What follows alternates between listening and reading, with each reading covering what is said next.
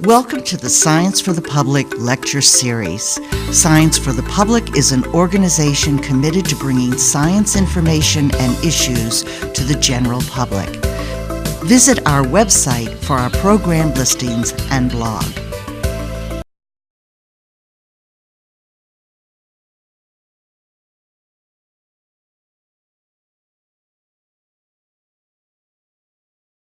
Good evening. I'm Yvonne Stapp for Science for the Public, and we welcome you to the Public Science Lecture Series sponsored this year at Boston University College of Arts and Sciences. And tonight we have a second coming from a presenter who did another program for us back in the fall, which I'm going to explain in just a minute. Dr. Gang Chen is currently the Carl Richard Soderberg Professor of Power Engineering at Massachusetts Institute of Technology. He's the director of the Solid State Solar Thermal Energy Conversion Center, Department of Energy Frontier Research Center. He's a leading force internationally in the field of nanoscale energy, and he's published extensively in the area of nanoscale energy transport and conversion and nanoscale heat transfer. Professor Chen has received many awards, among them the National Science Foundation Young Investigator Award, the R&D 100 Award, the MIT McDonald Award for Excellence in Mentoring and Advising, and a number of others. He's a fellow of the American Association for the Advancement of Science and other prestigious science organizations. And he's the chair of the American Society of Mechanical Engineers. Also, he's the editor of several major professional publications. Professor Chen's appearance here tonight is the result of an earlier appearance in the fall at our other Science for the Public program, Contemporary Science Issues and Innovations, which we record at the Belmont Media Center Community TV. There was such a huge response to that program that I asked Dr. Chen if he would do an encore in the lecture series here at Boston University where we can accommodate an audience. He said yes, not realizing that we would have to schedule this appearance on Valentine's Day. I hope he and his wife will forgive me, and in any case, he's being a very good sport. You're going to hear a wonderful discussion of a very significant development in energy production. We don't get to hear much about solar thermoelectric generators, also known as STEGs. And Dr. Chen's innovation is widely viewed as a breakthrough using an elegant nanotechnology that produces both heat and electrical power simply, efficiently, and inexpensively. You'll hear how popular these STEGs are becoming in other countries, and you'll enjoy the opportunity to hear and see a prototype and to talk to Professor Chen. It's a great honor to welcome one of today's foremost innovators in energy technology, Professor Gang Chen. Happy Valentine's Day. My wife was happy I'm here, actually. So it's a really great pleasure to come back. I made sure that I bought some flowers last night. So today, I would like to share with you the research we're doing in the solar energy conversion into electricity. I call it the third way. I hope I'll be able to do justice to say why, explain why it's called the third way. But my plan is to actually start with a bigger picture. What are the challenges that we're facing, and then give a review of the current way of converting solar energy into electricity. Then I'll explain the solar thermoelectric generators and also touch upon some other potentials of the thermoelectric energy conversion technology. So let me start with the challenge we're facing. And right now, we have a population about 6.5, 6.6 billion in the world. And you can see that the projection is by 2050, the population will grow into 8.9 billion. And keeping in mind, this is about the size of China and India combined. So we have a huge population growth down in the future, and we need to feed this population with food and energy. And if we look at the energy consumption per capita, and here is the income in constant dollar, and China is here, India is here, and US is here. That's the energy consumption per year. So you clearly, as people improve their income and livelihood, their demand for energy increases. And that's why even with this 2 billion population increase, the energy demand will be even much higher down the stream. And the projection is right now we're about 40 terawatts of annual energy consumption, and by 2050 we need about 25 to 30 terawatt. And 1 terawatt is 12 zeros of 1 watt, so 10 to the 12th power. And if you go to calculate, essentially almost every day if we build one power plant that typically is about 1 gigawatt continuously over the next 38 years, we are about 12 terawatt. So that's the challenge.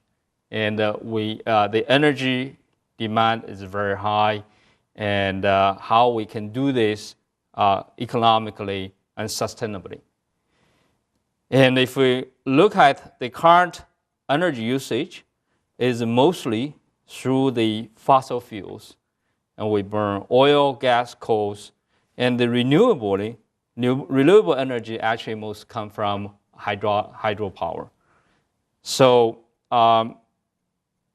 these fossil fuels release CO2 to the atmosphere, and that creates big challenge in terms of the temperature, global warming. And this is a very interesting geology facts.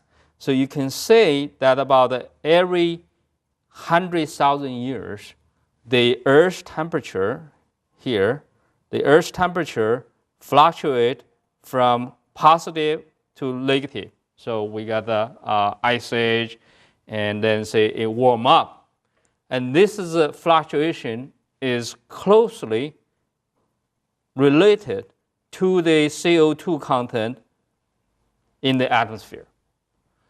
And those, of course, are natural event, but now with our usage of the fossil fuels, the CO2 content in the atmosphere is increasing very rapidly. Here you can say this is the CO2 content, and here 2000, and over the last 100 years, the CO2 content is definitely associated with our human activities and the fossil fuels. So those environmental challenge, population challenge, and say really at the end is how we can address the energy demand economically, and also without damaging the environment. So this is where the solar energy eventually will play a very important role. If you look at the solar energy incoming to the Earth, on the Earth's surface, we get about 1,000 watt per meter square. And if you multiply by the cross-section area of the Earth, and that will get you about 10 to the 5th terawatt. And we said before, the demand is, in the 2050, the energy demand is about 25 to 30 terawatt. So you can say, if we can convert the solar energy, a small fraction of the solar energy, into electricity, and we'll be able to, and other forms of energy will be able to meet our future energy demand. But of course, here the challenge is the cost, because the fossil fuels are very cheap. For example, electricity generation by coals is about 5 cents per kilowatt hour. So how we can develop the energy conversion technology from the solar energy into electricity at a low cost is crucial for, say, the usage of the solar energy. So if we look at what are the current way of converting the solar energy into electricity, there are two well-established ways. One is photovoltaic cells, solar cells, that people put on rooftop or put on the solar farms. And in this case, it's a solid-state device. It's using semiconductor. Most common is silicon, the same material that we use to build computer chips.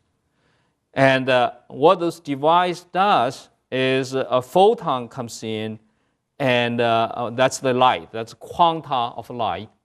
And they excite the electron from a lower level to a higher level. And then you extract the electron out by the electrode. So it's a solid state, and the advantage is that you can put on rooftops as well as into large-scale solar farm. The other is solar thermomechanical. So this is essentially using the sun as the heat and generate steam, and using the steam to drive the steam turbine. And with that, we come to the mechanical domain of converting heat into electricity. And this is what's currently done in all fossil fuel plant, using the thermomechanical engines. And of course, the challenge with the thermomechanical is that it's very efficient when you do large scale. So solar thermomechanical is only used in the power plant form. And you use it in big area. You collect a lot of the sunlight and generate steam and power the plant. And for both of those technologies, of course, efficiency is very important and cost is very important. So I want to spend a few slides to explain why the efficiency is hard to get to the high efficiency. And this is a chart showing the efficiency of different technologies. And the thermal power plant, that's a fossil plant. And a typical one burn coal is about 40 to 42, 43%. If you burn natural gas, drive steam turbine, and the highest can reach about 60%. And the automobile we drive is only about 20% efficiency. So we're throwing a lot of energy as heat. And solar cells is typical silicon-based solar cell is about 15 to 20% range. And later on, I'll show there are some other cells that has a higher efficiency, 40% efficiency, but that's very expensive. So all those energy conversion is from heat to electricity is here we plot the temperature, and there's an upper limit that's called a Carnot cycle, Carnot efficiency. This is the maximum you can get with any heat engine. And that's also is the basic second law of thermodynamics. And of course, we have other, say, energy form where it doesn't involve heat, like a hydro plant and wind. All this do not involve heat, so it's not subject to the second law there. And I want to here go a little bit into the limit of the energy conversion and why there's this upper limit, right? So any of those heat engines, so this is a generic heat engine. So basically, we take heat in, and we want to get it work, in this case, electricity out. But the problem is you cannot convert all the heat into work. Heat is less, say work is superior, heat is inferior to work. And we have to reject some of this heat to the lower temperature. And this is say, of course, the first law of thermodynamics tells energy balance. What's the heat in, what's the heat going out, and the difference is the amount of work or the electricity you can extract. But why you have to reject the heat?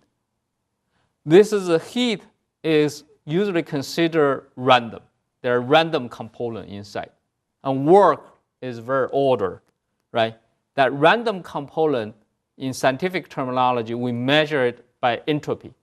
So this entropy carried by heat, when you take heat from a high temperature source, and the work cannot take it out.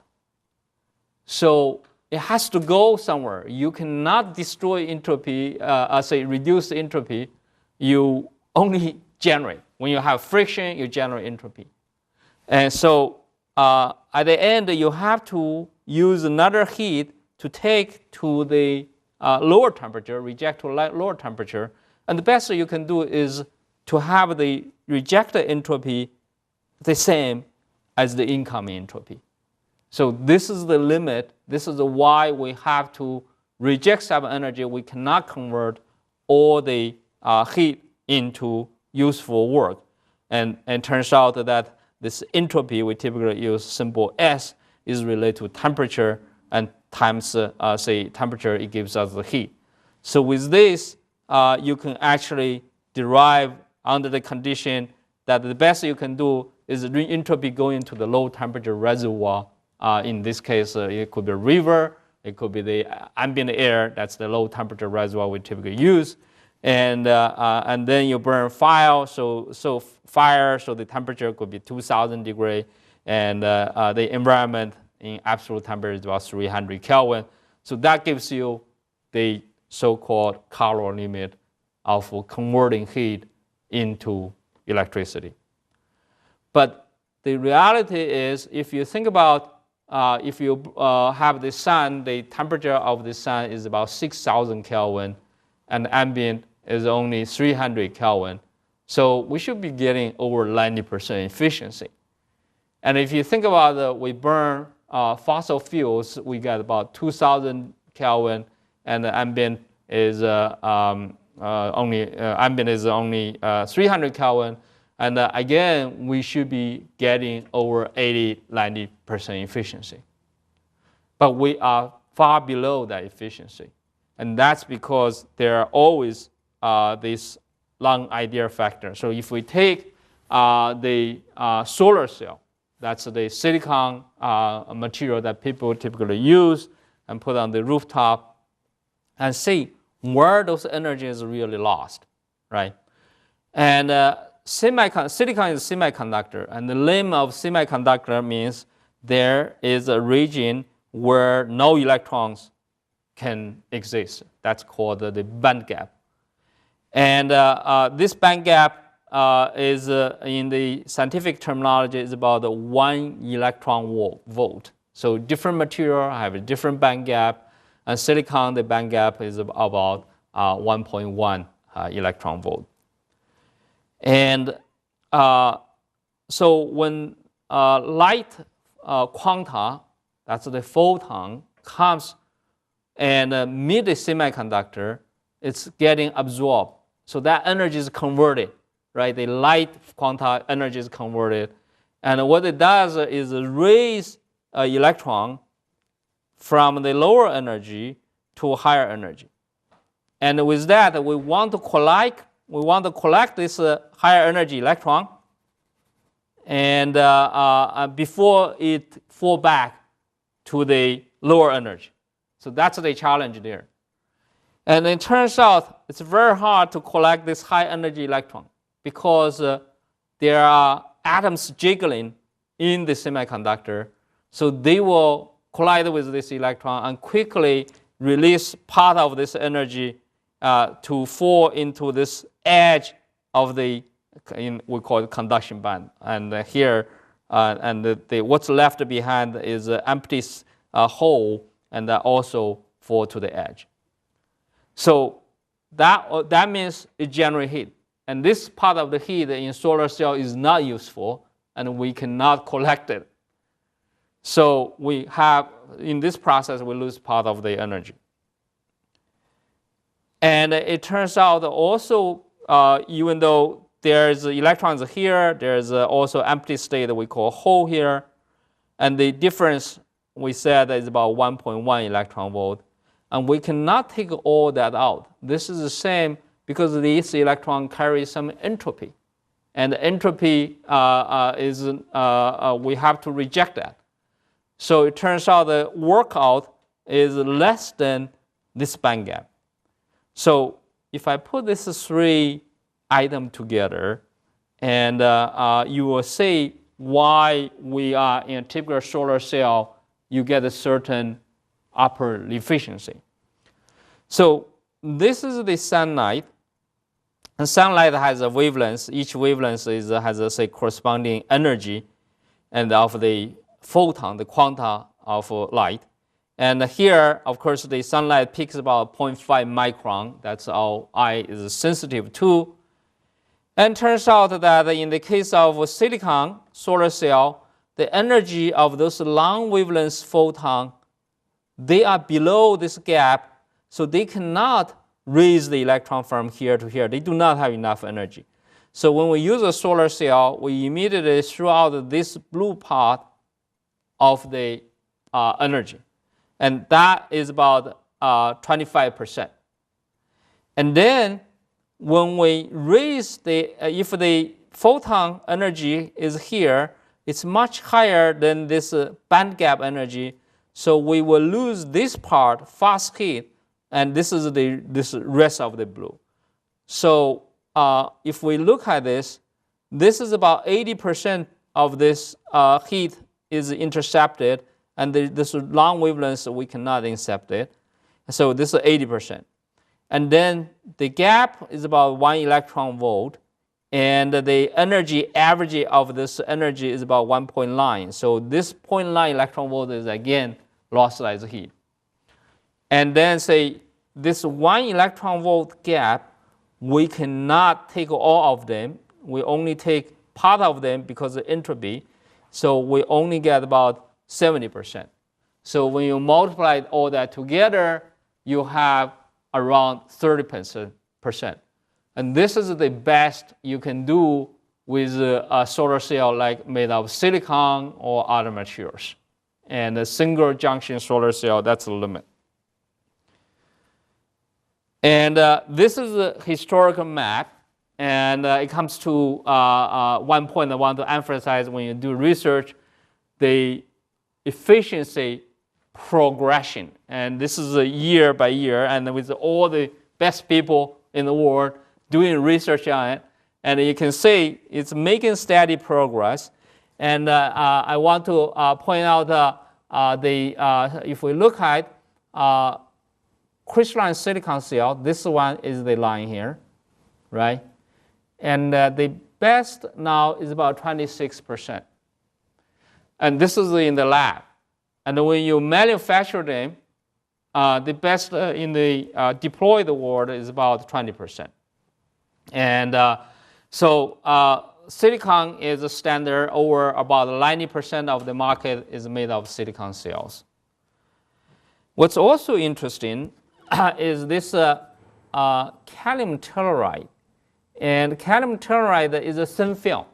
It's cheaper. Rather than silicon, it's cheaper than silicon. And this is the progression of cad telluride. This is an open circle, yellowish. So you can see here, and it's about 16, 17%. And what's made in the world, say U.S. has a lot of solar company had trouble, but the profitable company, one of the two profitable companies, is First Solar. And the First Solar makes the cadmium telluride based solar cell, and their efficiency is actually less than silicon, but they are very profitable because they are cheaper than silicon. So their stock had done reasonable well. I do not look at stock. I don't know what's their current situation. But that tells you one thing: the energy, the cost is essential. And I also want to point out about pausing here, this is beyond the 30% I mentioned, right? This is a 42%. That's the world record. And in fact, it's very impressive because I said the coal-fired power plant is about 42%, right? The problem is this is not a single junction. It's actually stacking several exotic semiconductor together, and they are very expensive. So it's hard to commercial them economically. And there are people doing concentrate. They try to reduce the cell they use, but so far there has not been very large successful company based on this multi-junction cells. So another challenge I want to mention is, although I said that a lot of solar, energy, right? We only need a little area, but the problem is the solar energy is very dilute. It's about 1,000 watt per meter square. And so if you think about, sometimes we use a light bulb 100 watt. So per meter square, the total energy come in is only about 10 light bulbs. And so how does that compare to gasoline, right? Gasoline, the energy per kilogram is about 45 megajoule. And if you do your mass, 1 tank of gas is, let's say 50 kilo and 450 megajoule. And I compare 1 meter square solar cell and with a 15% efficiency, and it's only 1 year energy generated is about 2 tanks of gas. That's the energy content. So this is the challenge because you have to reduce that cost. Otherwise, it's hard for people to buy into the technology. So cost is really essential. And if you look at the cost is rapidly dropping down. And this is based on per peak watt, and how much is, say, 1 watt of the solar cell installed cost.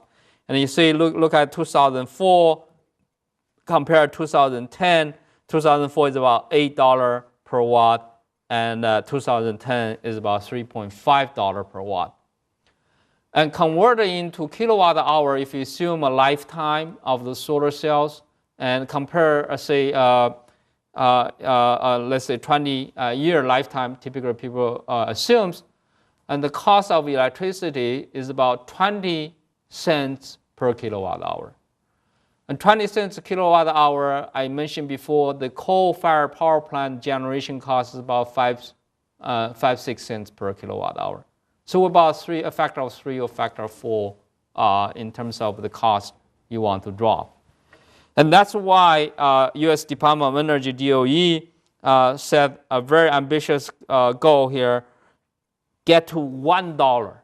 So that's a factor of 3.5 drop in the cost. And this is not just the cell itself, it's the frame, everything included. And with that, this technology will be able to compete.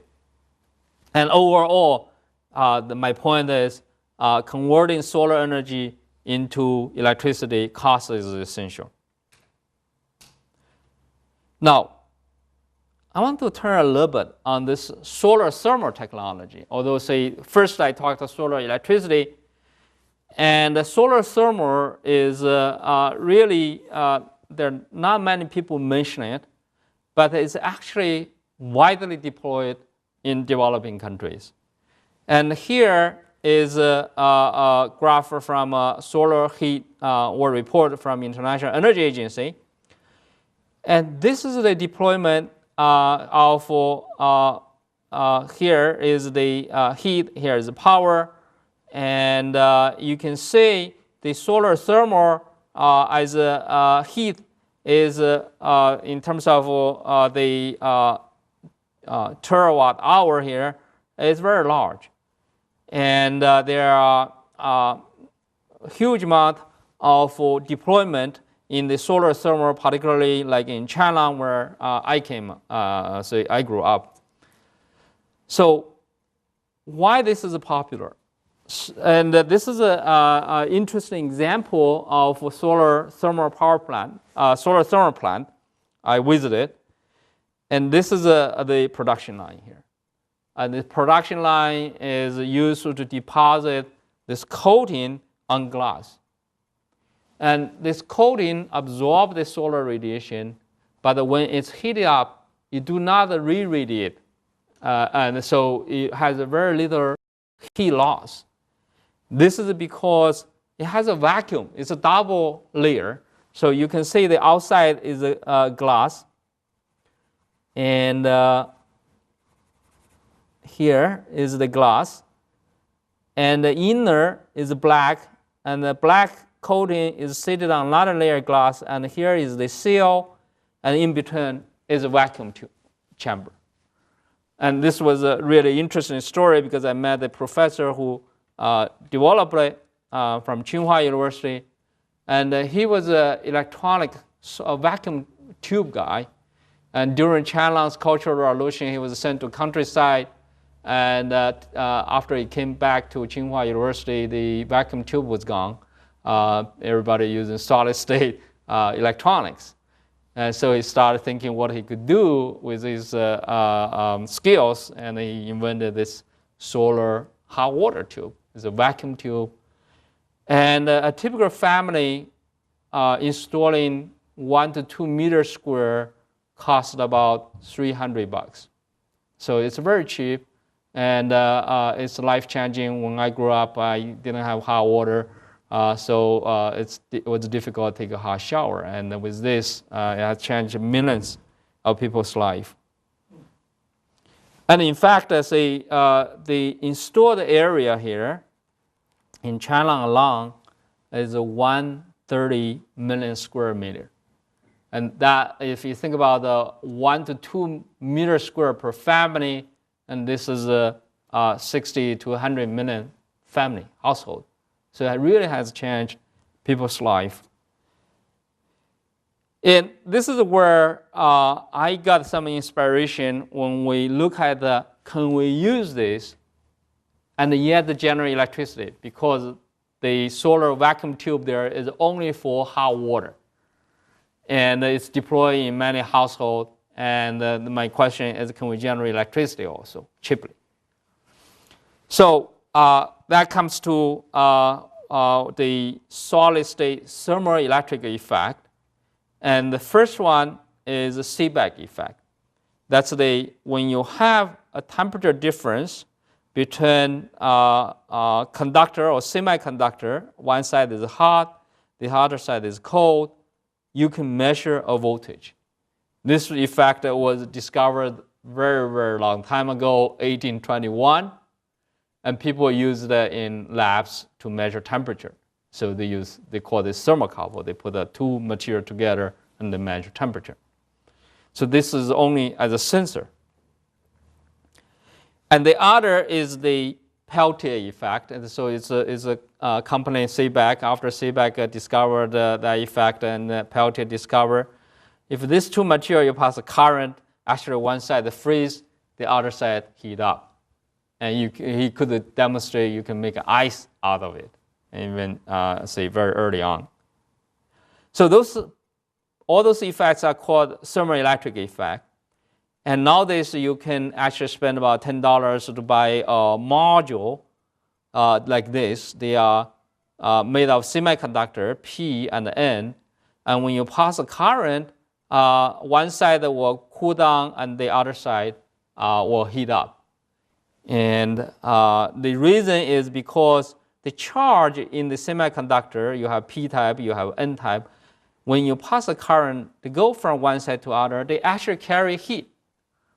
So normally, when we pass current through a material, we see there's a resistance, right? We generate heat.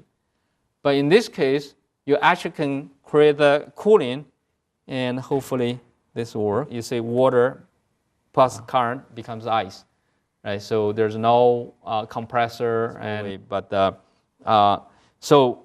this is a solid state cooling, and here is when you sandwich this device is only about 2 millimeters. It is solid state. So now you can't see it, but here is a piece of copper. Here is a piece of aluminum. I put this in between, and you can see it generates power. So it's a device when you have a temperature difference, you can generate power, and when you pass a current, you can create a cooling. And very versatile, but you don't see it in a household, right? If you go to student dorms, they may have one because the small refrigerator actually sometimes are made of those thermoelectric coolers. Or you go to supermarket, you buy a picnic box, sometimes they have a cooler, thermoelectric cooler. And it turns out that the efficiency is not very high because the material characteristics we call the figure of merit is not high. And this figure of merit has electric conductivity. When we pass a current through the material, we don't want to generate heating. That's Joule heating. That's not good. We don't want to generate Joule heating. So we want a very high electrically conductive. And we want this also so-called Seebeck coefficient. That's when you use a thermocouple per degree temperature difference, how much voltage you measure. And then we have in the denominator this thermal conductivity, and we want to be low because if you think about making a refrigerator, this side is cold, this side is hot.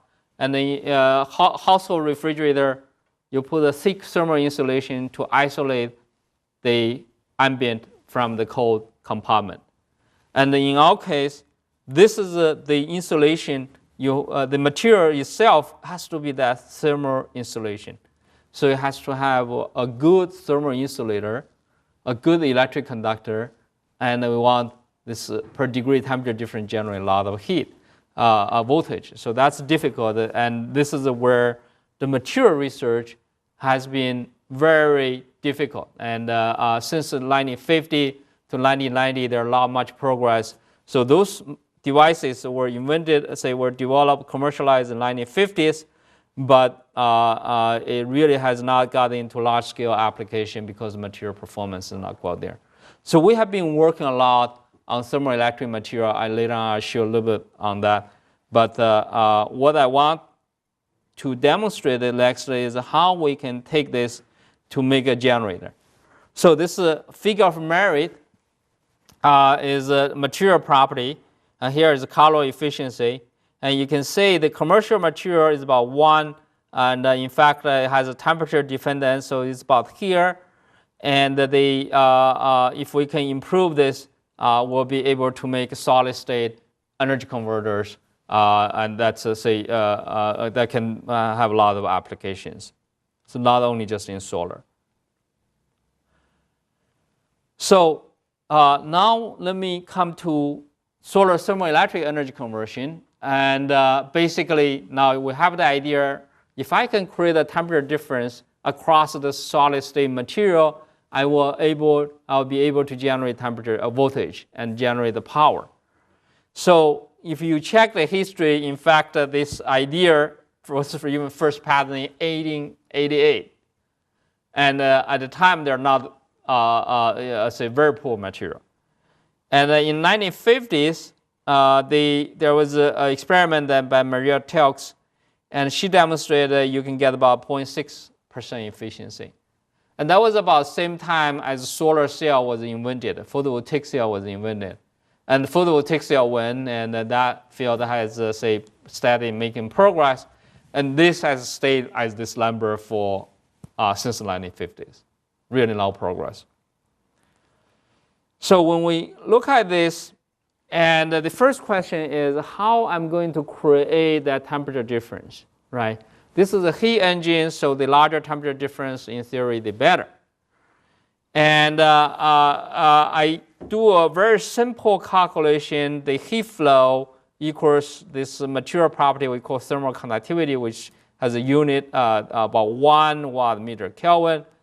And if I want a 100-degree temperature difference, and this is the thickness of that material, L. So I say, okay, if I want 100 degree, if I have a sun, that's the flux from the sun, 1,000 watt per meter square, and I need about 100 millimeter. And this is immediately related to material, the cost, because a lot of material say you won't fly with that. So the K is how I can concentrate the sunlight to get a higher heat flow. And of course, it's easy to say I'm going to use a lens or mirrors or various technology people have been using for solar thermal power plant. But we know that's not going to be cost competitive because based on the material property, I cannot build a solar cell as good as a photovoltaic yet. So I cannot do this big, tracking structure with the mirrors, and that's not cost effective. So what we took is this vacuum tube idea. What if I put this device in vacuum? And I have a surface to receive the sunlight, and this is in vacuum, so the heat received has no place to go. They are forced to go along the copper we use and to the material itself. So now I have a piece of metal, aluminum, and copper coated with this absorber, and these are the thermoelectric legs. And I can, if I take this area ratio as my concentration, I call that thermal concentration, then I can do a thermal concentration without the optics, and that way I can potentially reduce the cost. I could also think about some optical concentration, and that's where you have to do your cost balance and to combine them together. So those are some details. It turns out the efficiency is not just due to the materials, but when I raise the temperature of this surface, and I also lose heat. So we have to care about the heat loss, even though it's in vacuum, but when the surface is hot, you will radiate out the heat. So that's why we need those surfaces that can minimize that heat loss. And this is the same even for solar hot water absorbers, collectors.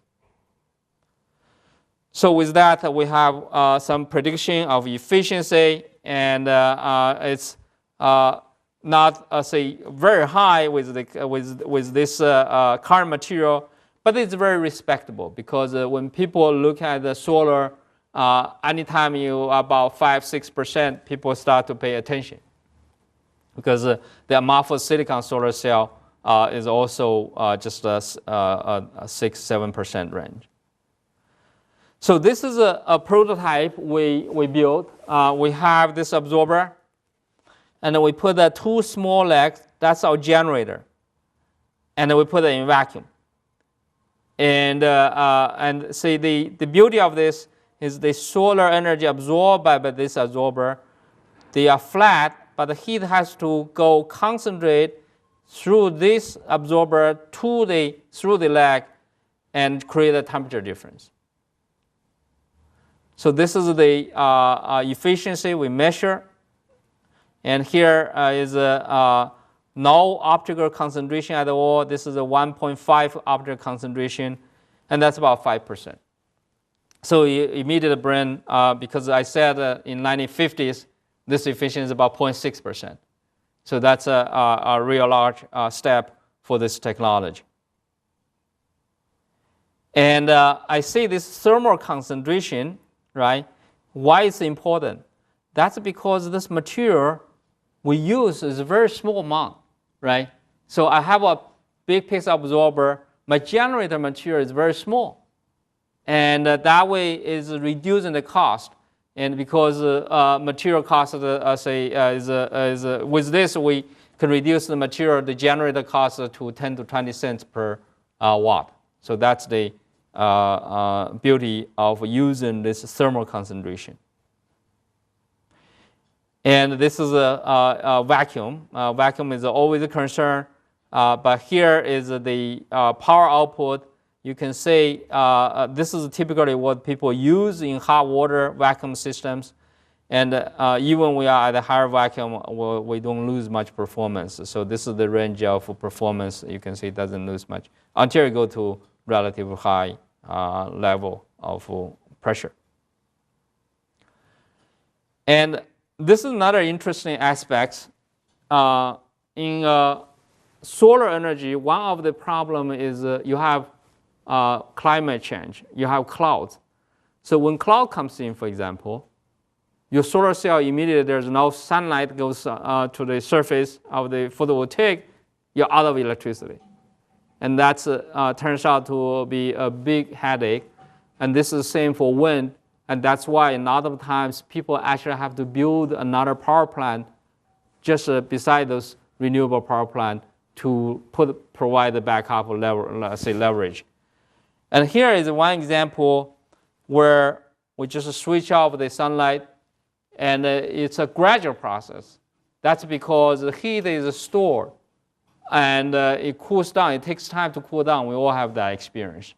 So in fact, say we can intentionally design and delay that, and we're actually working on how we can do this, potentially do a 24-hour, right? I mean, say this is only a minute, but that's the potential there.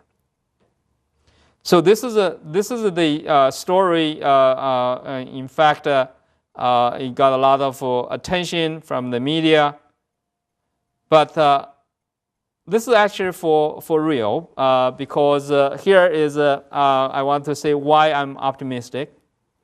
I showed this historical progress of the technology, solar to electrical photovoltaic technology before, and finally we're on the map.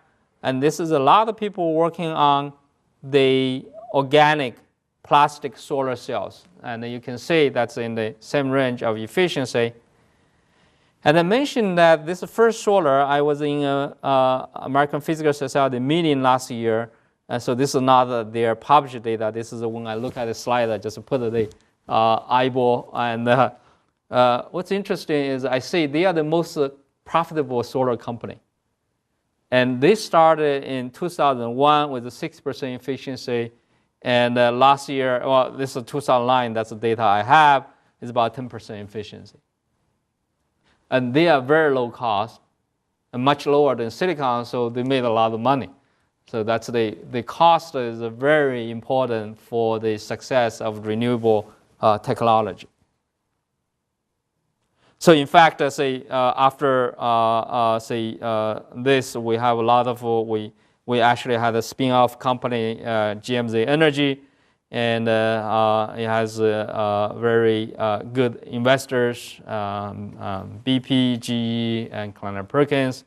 So this is drawing, hopefully we'll be able to put this market in the next year. And what's the future, right? I mean, we talked about this technology, and of course we want to make it more efficient. And there are different directions, and these are some theoretical calculation. And I mentioned ZT before. Here is about 1, that's our material.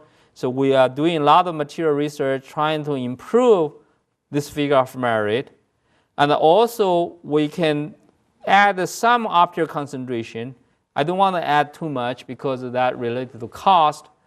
And I can try to reduce the loss, the emission loss here represented by this epsilon. So there are different ways to go. And also, we are looking at what if I go to higher temperature, right? This is a simulation of putting two materials together, going to higher temperature, and that says potentially when I do two materials together with this object concentration now, and at 100 times the object concentration, I should be able to get about 15% efficiency. And this is, of course, this is only the modeling simulation. There are a lot more work we need to do. And also, when you do this, you have to ask, what's the cost? Can I be eventually competitive? Because as a technology, there are a lot of different approaches, and you have to make them attractive. So here is one slide to show. I do a lot of work in nanotechnology, and the idea we have, this is ZT, how we can improve, is to make actually we fragment the material. So we use a mechanically ball mill, so make a nano powder, and then we recompact them into a bulk form. And there are a lot of interfaces in this material. So even though it's a bulk piece, and there are a lot of interface, and this interface serves as a barrier for the heat flow. It's like a heat is due to the acoustic wave. What do you hear there? We know that when there is a surface, there could be echoes. And if I do a lot of those interface, this high frequency heat waves propagate in the material, say the interface, and they echo back. And with that, we can improve the material, and we have demonstrated in a lot of material systems.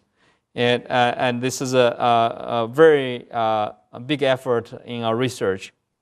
But I want to say this is actually very gradual. A lot of people are working on trying to improve those materials because essentially, as I said before, from 1950s to 1990s, there's not much progress in the materials. And then in 1990s, people start thinking about the nano, how we can engineer better using the physics we learned in nanostructures to engineer better materials. And this is one example of what happens if we go to higher temperature, this specific material called sclerudites. And when we go to 500-600 degrees, we get about 10% efficiency. So of course, these are heat engines, the higher temperature, the higher efficiency we'll get. And let me talk a little bit about the other application, because I said solar heat, right? But in fact, if we think about the importance of heat, we encounter every day, we cook, we have our home furnace, right? If you look at the heat problem from two perspectives, one is looking at the efficiency, utilization, right, perspective. The other is looking at the source perspective. And you can see that we are actually losing about 60% of useful energy. We only use 40%. And I said before, color efficiency typically around 80 to 90%. So we are far away from what we could achieve theoretically. So recovering this heat, if we can recover, half of this heat, 60%, we really reduce significantly the energy demand and reduce the environmental impact. So that's one view, one way to look at it. And the other is to look at the input side, right? From nuclear to fossil fuel, coals, the natural gas. It turns out that we all use first as a heat, generate heat, drive steam turbine. So over 90% of energy is actually used as heat. So this is where, if we think about the heat, how we can, we can use the thermoelectric technology to improve the efficiency of the usage as well as the conversion process. So indeed, there are people looking at various possibilities. And I mentioned, of course, solar thermal. And it turns out big effort now is in the automobiles. because automobile efficiency is only about 20%. And we are throwing out the rest of the energy as heat. And of course, industrial process and home furnace. And roughly, we use about 1/3 of energy for transportation, 1/3 of energy for buildings, and 1/3 energy for industrial process. So everywhere we look, and we can see the opportunities. And heat, for example, in the automobile, and I mentioned it's about 20%. And again, this is about 1/3. And 1/3 of the heat goes through the pipe, exhaust pipe. 1/3 of the energy goes through the radiators. So now a lot of countries have the legislation, particularly Europe, for example. It says that by 2018, if you sell a car, your emission per kilometer driven, your CO2 emission is 1 gram above the standard, you pay €95 fines. So the auto manufacturers are very serious, say, to reduce their CO2 emission. That's a policy driven here. But there are many other possibilities. And for example, if we look at the household, right? In your basement, you have the furnace, and it burns fuel, gas or oil, and it creates a 2,000 degree temperature hot source. At the end, we only heat up hot water, right? In a power plant, what it does, it generates steam and drive a steam turbine. But you can't do that easily in a household. So all those solid-state thermoelectric generator could be very useful for those applications. And I can give other examples, industrial waste heat. So it's really we have very big effort in the startup. We have said where we can use this. And because you also, when you have startups, you have to think about the economy, right? And that's the important aspects. So this is one example. If I can use this combined to first take out the energy as electricity before we heat up hot water, I have, again, one stone, two birds situation. So finally, I just want to use one slide to introduce this U.S. Department of Energy Frontier Research Center. And this is a specific solid-state solar thermal energy conversion center that I'm the director. U.S. Department of Energy funded 46 energy frontier research centers. And each of the centers is pursuing a specific topic and focus on the fundamental understanding of energy conversion, energy storage, and energy transport, all those issues. And our center look at how we can tailor the solar energy and use it in the form of heat. So we look at the fundamental science of photon, the sunlight, and convert it into electricity. And then we have to look at the heat aspects, the photon, the lattice, the atom vibrations. And with that, we are looking to create a really transformative technology in thermoelectric and also photovoltaic. And I think with that, I want to acknowledge, turns out that most of the time I'm giving talks, it's really the students and postdocs in the lab. They're working very hard.